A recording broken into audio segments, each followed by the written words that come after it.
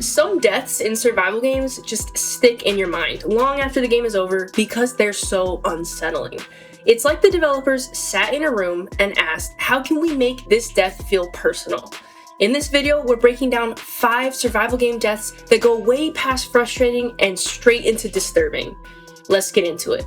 There's something uniquely disturbing about becoming the thing that you've been running from. In Project Zomboid, every encounter with a zombie is a gamble because one mistake is all it takes. A bite will take you out. Even a small scratch can doom you. And you won't always know right away. You could be walking around, taking care of your base, just business as usual, and then the fever hits. And you'll watch everything you built start to fall apart as your survivor slowly turns. Or your death can happen fast. It can happen mid-horde, and you're just another corpse shuffling around the map. All of those hours, all of that progress, and now you're just another zombie in the crowd.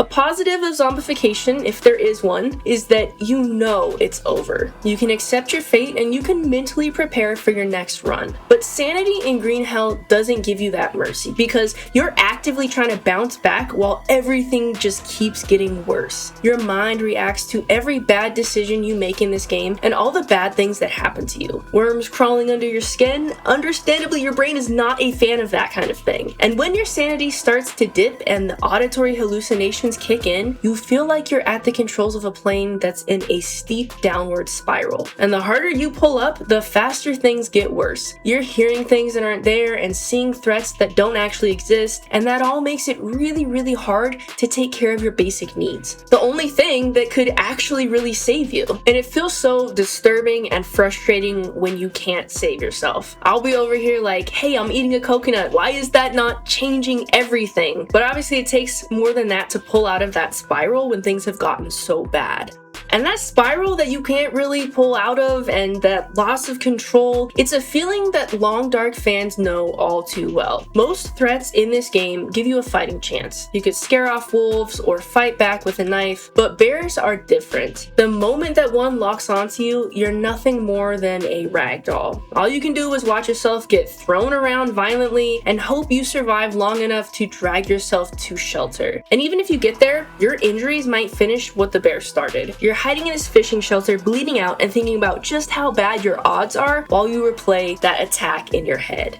But you know what's even worse than being helpless yourself? Being in charge of an entire colony and watching them suffer because of your choices and mismanagement. And that's Rimworld. You're managing people on an alien planet, including their needs, comfort, and happiness. When the food runs out and the starvation spiral starts, it is genuinely brutal. Your colonists are too weak to complete the tasks that will keep them alive long term. They start eating raw meat and getting sick and even more weak. They might even resort to cannibalism. It gets really bleak really fast. And at the end of the day, you could only blame yourself. You didn't prepare well enough or stockpile enough, and now your poor pawns are paying for it.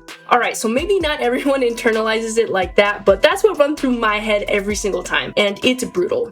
And finally, if we're talking about truly disturbing, nothing compares to getting captured by the skin bandits in Kenshi. This game has a lot of horrible ways you can die, like terrible injuries or dying alone in the desert, but the skin bandits are on a completely different level. They're a roaming group of robotic entities that wear stitched together human skin, as in full outfits of human skin. It's something straight out of a horror movie. And they won't just kill you and take your skin, instead, they abduct you and hook you up to a peeler machine. They strip your skin from your body while you're still alive. I don't want to know how this all came to be, but it's honestly one of the most unsettling deaths I've ever experienced in a survival game. What's the most brutal death that you've ever faced in a survival game? Please drop it in the comments. I'm curious to know which ones still haunt you. If you like more content like this, please like and subscribe, and I'll see you in the next one.